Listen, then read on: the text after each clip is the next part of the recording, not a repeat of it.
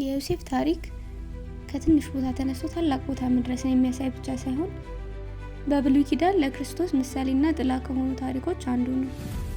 ወደ ጉድጓድ መጣሉ፣ በወንድሞቹ መካዱ ሁሉ ኢየሱስ እንድናስብ ያደርገናል። ወደ ታሪኩ እንግባ። ዮሴፍ ገና ልጅ ነበር። ከሁሉም ወንድሞቹ ይልቅ በአባቱ በያዕቆብ እጅግ የተወደደ። ይህን ደግሞ ሁሉም ያውቃሉ። የተለየ ልጁ በመሆኑ ለሱ ብቻ የተለየ ቀሚስ ሰጠው።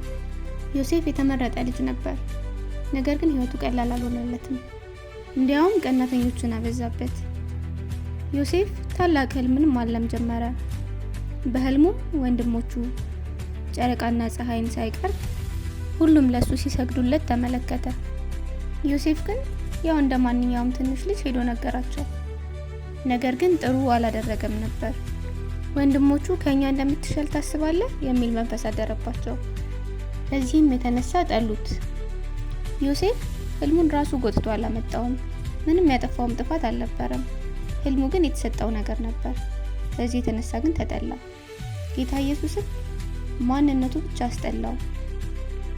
ዮሴፍ አባቱ ወንድሞቹን እንዲያይ ላከው።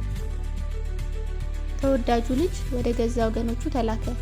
ነገር ግን አልተቀበሉትም። ህልመኛው መጣ አሉት። ሊገሉትም አቀዱ።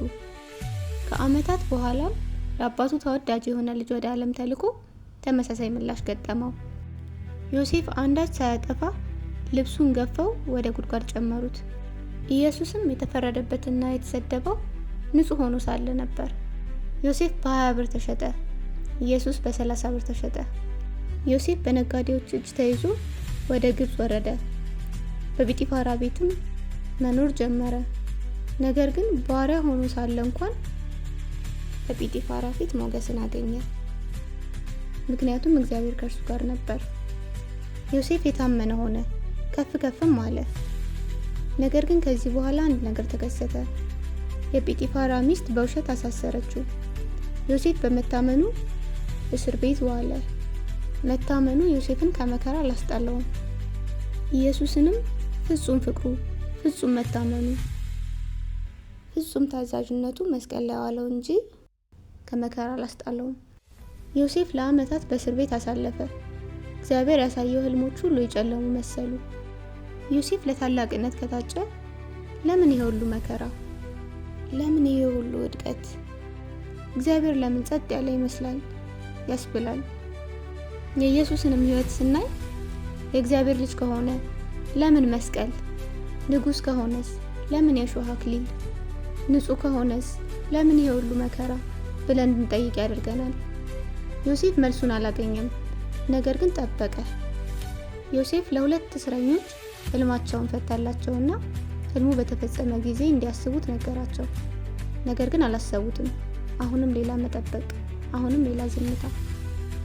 አንድ ቀን ግን ማንም ሊፈታ ያልቻለውን ህልም ፈርዖን አለመ። ከዚያም ዮሴፍን አሰበው። ዮሴፍ ህልሙን ፈታለት። ከእስር ቤት ወደ ቤተ መንግስት፣ ከመረሳትም ወደ ክብር ተሸጋገረ። ፈርዖን ከሱ ውጪ የሚበልጠውን ላይኖር አድርጎ ሾመው። ኢየሱስም ከመስቀል ወደ ትንሣኤ፣ ከትንሣኤም በአባቱ ቀኝ ወደ መቀመጥ ተሸጋግሯል። ከመጠላት ወደ ክብር ከፍ ከፍ ብሏል። ዮሴፍ ህይወትን ለማዳን ስልጣን ተሰጠው። ኢየሱስ በህይወት ሁሉ ላይ ስልጣንን ያዘ። በሀገሪቱ ረሃብ ተነሳ። ሰዎች ተስፋ ቆረጡ፣ ተራቡ። ምግብ የነበረባት ብቸኛው ስፍራ ግብጽ ነበረች። ሰዎችን ማዳን የሚችለው ዮሴፍ ብቻ ነበር። ሰው ሁሉ ወደ እርሱ መምጣት ጀመረ። ኢየሱስ እኔ የህይወት እንጀራ ነኝ አለ። ወደ እኔ የሚመጣ ከቶ አይራብም። ዮሴፍ መጋዘኑን ከፈተ። ኢየሱስ መንግስተ ሰማያትን ከፈተ። የዮሴፍ ወንድሞች ምግብ ፍለጋ መጡ። አላወቁትም፣ ሰገዱለት። የዮሴፍ ህልም እውን ሆነ፣ በጉልበት ሳይሆን በጸጋ። ዮሴፍ አወቃቸው፣ እነርሱ ግን አላወቁትም።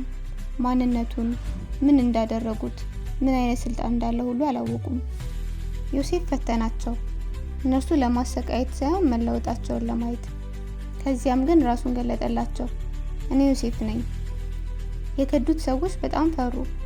ነገር ግን እንዲህ አላቸው፣ እናንተ ለክፉ አሰባችሁት፣ እግዚአብሔር ግን ለመልካም አቀደው። የብዙዎችን ሕይወት ለማዳን። መስቀል ክፉ ነበር። ክህደቱን በጣም ያም ነበር። መከራውም ያሰቃይ ነበር። ነገር ግን እግዚአብሔር ለመልካም አቀደው። ዓለሙን ሁሉ ሊያድንበት ወደደ። ዮሴፍ ትልቁን የእግዚአብሔር እቅድ ስላየ ወንድሞቹን ይቅር አላቸው። ኢየሱስም በተመሳሳይ መልክ እኛን ይቅር አለን። ገና ጠላቶች ሳለን ወደደን። ዮሴፍ ቤተሰቦቹን ወደ ግብጽ ይዟቸው መጣ። በጠሉት ሰው የተነሳ ሕይወታቸው ተረፈ። ወንጌልም ይህንን ነው የሚነግረን። የተጠላው እሱ አዳኛችን ሆነ። የተናቀው እሱ ሕይወትን ሰጠን። ዮሴፍ ኖረ፣ ነገሰ፣ አዳኝ ተባለ። ነገር ግን ሞተ። ምክንያቱም እሱ ምሳሌ ነበር። ዮሴፍ ከረሃብ አዳነ። ኢየሱስ ከሞት አዳነን። ዮሴፍ ቤተሰቡን ይቅር አለ። ኢየሱስ ዓለምን ይቅር አለ። ከዮሴፍ ታሪክ የምንማረው ህልምን ስለማግኘት ሳይሆን ህልሙ የሞተ ሲመስል እንኳን እግዚአብሔርን ስለማመን ነው። እግዚአብሔር ጸጥ ያለ ሲመስል ራሱ እየሰራ ነው። መዳን የሚገኘው ከብዙ መከራ በኋላ ነው። ዮሴፍ ሙሉ ታሪኩን ሳያውቅ ወደ ጉድጓድ ገብቷል። ኢየሱስ ግን ወደ መስቀል ሲወጣ ሙሉ ታሪኩን ያውቅ ነበር። እዚህ ጋር ነው ልዩነቱ። የዮሴፍ ታሪክ ጥላ ሲሆን ኢየሱስ ታሪክ ደግሞ ሙሉ ወንጌል ነው። ስለዚህ በጉድጓድ ያላችሁ ከመሰላችሁ፣ የተረሳችሁ ከመሰላችሁ የዮሴፍ ታሪክ እግዚአብሔር ዝም አላለም፣ እየሰራ ነው ይላችኋል። ወስብሐት ለእግዚአብሔር።